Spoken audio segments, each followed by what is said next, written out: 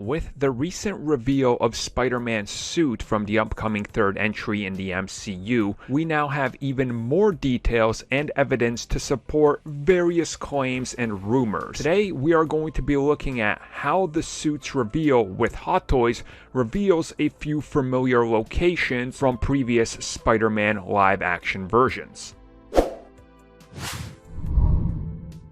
So as most people have been looking at the brand new Hot Toys, we realize that yes, this suit has its magical abilities and everything else, but also some familiar locations and colors that we've seen before. Very blurred out, mind you, but if you compare the colors and the locations such as Times Square and this, whole scene of him swinging, as people have pointed out, and I will put them all side by side right now, you start to see exactly what they're pulling from the different films previously. Obviously, Sam Raimi in his films, when he was swinging through New York, had a certain amount of color that hasn't been seen yet in the other approaches, and TASM was definitely more blue, specifically with the battle in New York versus Electro.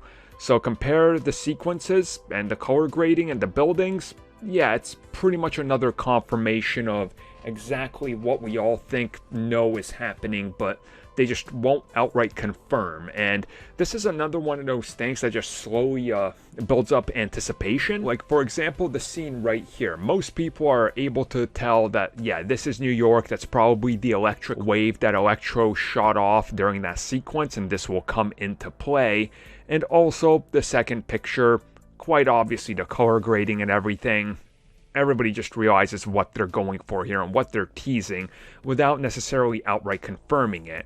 Now, with Spider-Man also having that magical gauntlet, and the rumors suggesting that it's going to be Peter that somehow pulls these Spider-Men in to help him once the multiverse has been cracked, and once we recently wrapped up Loki, we realized that that's all a factor.